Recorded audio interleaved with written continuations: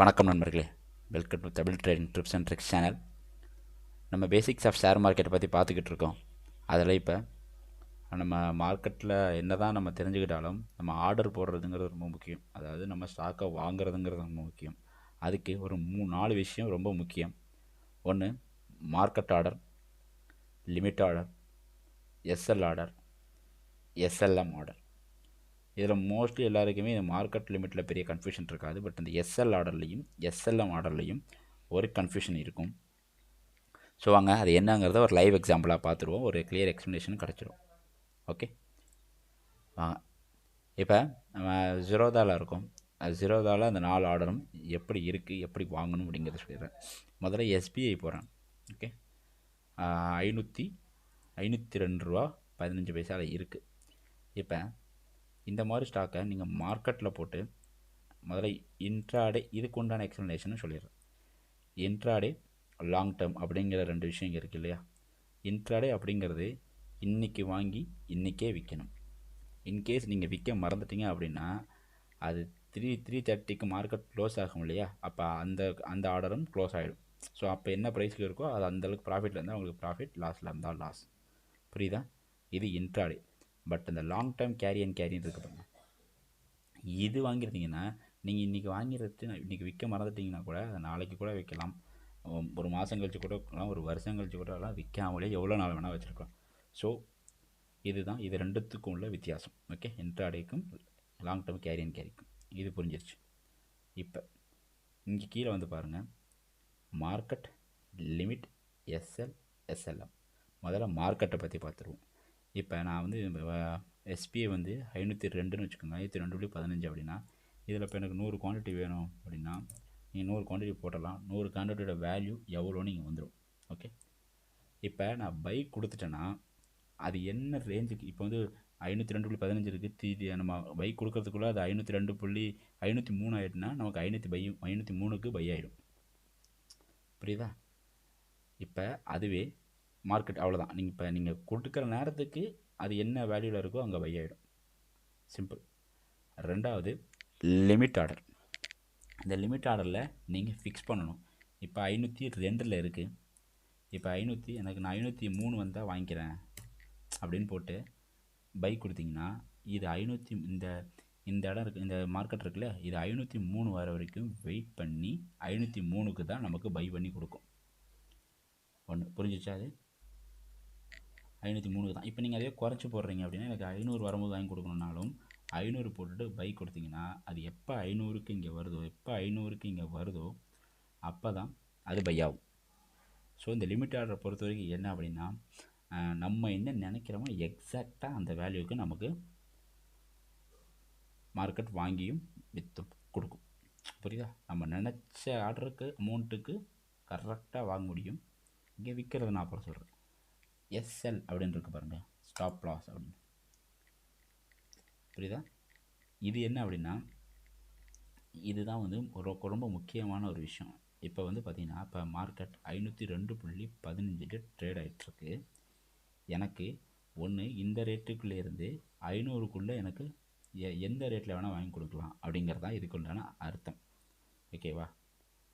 Okay, புரியுதுண்ணா உங்களுக்கு? இப்போ நம்ம எப்படி சொல்கிறது, இப்போ 502க்கு நம்ம இதை மார்க்கெட்டில் கிளிக் பண்ணணும்னு வச்சுக்கோங்களேன், 502.15க்கு போடும்போது நமக்கு மேபி வராமல் போயிடலாம். ஐ மீன் எப்படி சொல்கிறது, அதுக்குள்ள மார்க்கெட் திடீர்னு ஏறி போயிடலாம். அதே மாதிரி இந்த லிமிட் ஆர்டரில் நீங்கள் இப்போ போட்டு வைக்கிறீங்க 502க்கு, அது 500லேருந்து 502க்குள்ளே வாங்கிலாம் முடிவு பண்ணிடுறீங்க. ஆனால் இப்போ இது போடுறீங்க, இதுக்கு வரவே இல்லை, இந்த 502.15க்கு வரவே இல்லைன்னா நமக்கு அந்த ஆர்டர் பையே ஆகாது. பட் இதில் அப்படி இல்லைங்க. இப்போ 502.15 இருக்குது. ஓகே, இப்போ இங்கே 500 மாற்றி விட்டீங்கன்னு வச்சுக்கோங்களேன். ஓகே, அது நீங்கள் இந்த 500லேருந்து 502.15க்குள்ளே மார்க்கெட்டு நின்றுச்சுன்னா உடனே வாங்கிடுங்க. புரியுதா? இப்போ எப்படி சொல்கிறது, இப்போ 503 இருக்குது, 502.15 வரத்துக்குள்ளே திடீர்னு 501க்கு வந்துட்டுன்னா அந்த 501ல் உங்களுக்கு வாங்கி கொடுத்துரும். ஸோ உங்களுக்கு நீங்கள் மார்க்கெட் இதை வாங்கிடுவீங்க. ஸோ இதுதான் வந்து ஸ்டாப்லாஸ் எஸ்எல். ஓகேவா? இப்போ இதில் வந்து எப்படின்னா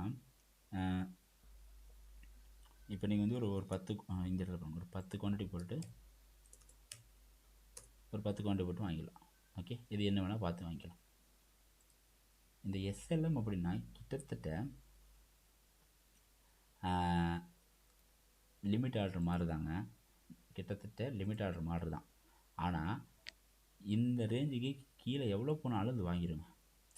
இதில் வந்து நமக்கு உங்களுக்கு என்ன தெரிஞ்சிருக்கும் அப்படின்னா, இந்த எவ்வளோ இந்த ரேஞ்சுக்கு இந்த ரேஞ்சுக்குள்ளே தான் வாங்கும். என்ன பண்ண 500லேருந்து இந்த 502.15க்குள்ளே மட்டும்தான் உங்களுக்கு வாங்கும், வேறு எதுவுமே வாங்கி கொடுக்காது. அவ்வளோதான், கரெக்டாக இதுக்குள்ளே தான் நீங்கள் பை ப்ரைஸ் இருக்கும். இங்கே அப்படி கிடையாதுங்க. இந்த 502.15க்கு மேலே நீங்கள் பை போட்டிங்கன்னா அது அந்த அப்போ என்ன ரேஞ்சில் இருக்கோ இதுக்கு மேலே என்ன ரேஞ்சில் இருக்கோ வாங்கிடுங்க. இதுக்கு கீழே போய் வாங்காது. இதுக்கு மேலே என்ன ரேஞ்சில் இருக்கோ அங்கே ட்ரிகர் ஆகி வாங்கி கொடுத்துரும் உங்களுக்கு. புரியுதா? இதுதான் இந்த 4த்துக்கும் உள்ள வித்தியாசம். ஓகே, அப்படியே நீங்கள் அப்படியே செல் பண்ண போகணும் அப்படின்னு வச்சுன்னு வச்சுக்கோங்களேன்.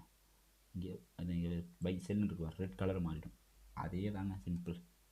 மார்க்கெட்டில் போட்டு செல்லு கொடுத்தீங்கன்னா உடனே என்ன ரேட்டில் இருக்கோ செல் ஆகிடும், அதே ரேட்டுக்கு அப்படியே செல் ஆகிடும். லிமிட்டில் போட்டு செல்லு கொடுத்தீங்கன்னா எப்போ இந்த ரேட்டுக்கு வருதோ அந்த ரேட்டில் செல் ஆகும்.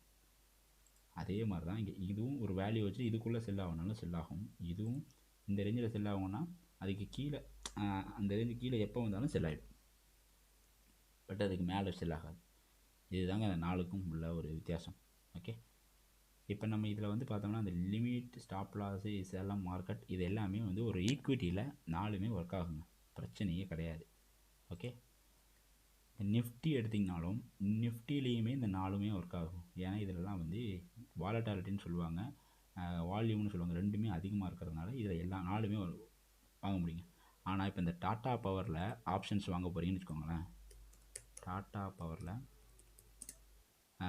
பவர் என்ன ரேஞ்சில் இருக்குதுல்ல, சரி ஓகே, டாட்டா பவரில் ஒரு 77 ரூபாய்க்கு நீங்கள் இதை வாங்க இந்த டாட்டா பவர் ஆப்ஷனை வாங்க போகிறீங்க அப்படின்னா உங்களுக்கு இந்த மார்க்கெட்டில் போட்டு உங்களால் வாங்க முடியாது. ஏன்னா இதில் வால்யூம் ரொம்ப கம்மி. ஸோ மார்க்கெட் ஆர்டரை வாங்கி தர முடியாது. ஸோ நீங்கள் இந்த 3த்தில் மட்டும்தான் வாங்க முடியும். லிமிட், ஸ்டாப் லாஸ், மோஸ்ட்லி இந்த லிமிட் ஸ்டாப் லாஸில் தான் நீங்கள் இந்த 2த்தில் மட்டும்தான் நீங்கள் இந்த மாதிரி டாட்டா பவர் மாதிரி இந்த ஸ்டாக்கோட ஆப்ஷன்ஸ் இருக்கும்ல அதெல்லாம் வாங்க முடியும். ஓகே, இதுக்கு மட்டும் ஒரு லிமிட்டேஷன்ஸ் இருக்கும். ஏன்னா வால்யூம் ரொம்ப கம்மியாக இருக்கிறதுனால உங்களுக்கு சடனாக அந்த சர்றன்னு ஏறி இறங்கிட்டு இருக்கும். ஸோ நீங்கள் மார்க்கெட்டில் வாங்குறதுனால உங்களுக்கு லாஸஸ் நிறையா வரும். அப்படிங்கிறதுனால இதெல்லாம் முக்கால்வாசி ப்ரோக்கர்ஸ் பிளாக் பண்ணி வச்சுருப்பாங்க. ஸோ இந்த 2த்தில் தான் நீங்கள் வச்சு வாங்க முடியும் இதை ஸ்டாக்கில் உள்ள ஆப்ஷன்ஸ். மற்றபடி நிஃப்டி, பேங்க் நிஃப்டியில் உள்ளதெல்லாம் எல்லாமே நீங்கள் மார்க்கெட் ஆர்டரில் வாங்கலாம். மோஸ்ட்லி சொல்லிவிடுங்க இந்த மாதிரி இதை நீங்கள் பை பண்ணலாம், பை பண்ணனா அப்போ மார்க்கெட் க்ளோஷன் வரும். ஆக்சுவலாக நம்ம அப்போ பை பண்ணணும்னு வச்சுக்கோங்களேன், மார்க்கெட் ஆர்டரில் வாங்க முடியாது, லிமிட் ஸ்டாப் லாஸில் போடுங்கன்னு இதுவே ஒரு மெசேஜ் கொடுத்துரும். ஓகே, அதே மற்றபடி நீங்கள் ஆப்ஷன் எஸ்பிக்கெலாம் பண்ணிங்கன்னா உடனே வாங்கி கொடுத்துரும். அவ்வளோதான் வித்தியாசம். உங்களுக்கு புரிஞ்சிச்சுல? என்ட்ராடேனா என்ன புரிஞ்சிருக்கும், லாங் டேர்ம்னா என்ன புரிஞ்சிருக்கும், மார்க்கெட்னா உடனே வாங்குறது, லிமிட்னா நம்ம நினச்ச பர்டிகுலராக அந்த பாயிண்ட்டு கரெக்டாக வாங்குறது, ஸ்டாப் லாஸ்னால் ஒரு ரேஞ்சுக்குள்ளே வாங்குறது, இவ்வளோ ரேஞ்சுக்குள்ளே ஒரு 2 ரூபாக்குள்ளே வாங்குறது அப்படிங்கிற மாதிரி. இது 2 ரூபாய்க்கு மேலே வாங்குறது, 2 ரூபாய்க்கு கீழே வாங்கிடக்கூடாது, 2 ரூபாய்க்கு மேலே வாங்குறது அப்படிங்கிற மாதிரி ஒரு கணக்குன்னு. இது என்னடா இது இந்த ஸ்டாப் லாஸ் டார்கெட் அப்படிங்கிறது இருக்குன்னு பார்க்குறீங்களா?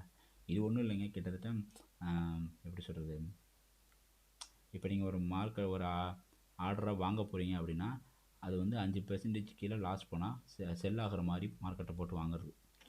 இது நம்ம பெருசாக தெரிஞ்சுக்க வேணாம். ஆக்சுவலாக இதில் வந்து உங்களுக்கு பெருசாக லேர்ன் பண்ண ஒன்று இருக்காது. ஆனால் மோஸ்ட்லி இது செல்லிங்க்கு யூஸ் பண்ணுவாங்க. ஓகேவா? என்னென்னா இப்போ நீங்கள் ஒரு மார்க்கெட்டை வாங்கும் போதே அதோட ஸ்டாப் லாஸை ஃபிக்ஸ் பண்ணிக்கிற மாதிரி. ஓகே, எப்படி சிம்பிளாக சொல்கிறேன்னா உங்களுக்கு பாருங்களேன், இந்த எஸ்பிஐ இருக்குல்ல, இப்போ எஸ்பிஐ வந்து எவ்வளோ ஒரு 100 குவான்டிட்டி லிமிட்டில் போட்டு வாங்குறேன் அப்படின்னா 502 ரூபாய்க்கு வாங்குறேன் அப்படின்னா இதில் போய்ட்டு நான் ஒரு 5% வச்சுன்னு வச்சுக்கோங்களேன், இந்த எஸ்பிஐ 5% இறங்கணுச்சுன்னு வச்சுக்கோங்களேன், இது ஆட்டோமேட்டிக்காக செல் ஆகிடுங்க. அவ்வளோதான், இதுதான் இதுக்கு. அதே மாதிரி தான் டார்கெட்டுக்கும். இது ஒரு ஆர்டரை போட்டு வைக்கிறோம், 5% மேலே ஏறினா நமக்கு விற்று கொடுத்துடணும் அப்படிங்கிற மாதிரியும் பண்ணலாம். ஸோ அதை போட்டுக்கிறது தான் இந்த ஆர்டர். மோஸ்ட்லி இதை போட்டு யாரும் வாங்க மாட்டாங்க, ஆனால் 5%ங்கிறது தான் மிகப்பெரிய ஏற்றம் இறக்கம். ஸோ அதெல்லாம் யாரும் பண்ண மாட்டாங்க. ஸோ இப்போதைக்கு தெரிஞ்சுக்கோங்க, நீங்கள் வாங்கும் போதே ஸ்டாப் லாஸ் போட்டு வாங்கலாம். ஓகே, இப்போதைக்கு இதை மட்டும் தெரிஞ்சுக்கோங்க. ஸ்டாப் லாஸ் எங்கே போடணும், எப்படி போடணும் அப்படிங்கிறதெல்லாம் இன்னொரு வீடியோவில் கிளியராக எக்ஸ்பிளைன் பண்ணுறேன். தேங்க்யூ கைஸ், தேங்க்யூ ஃபார் வாட்சிங்.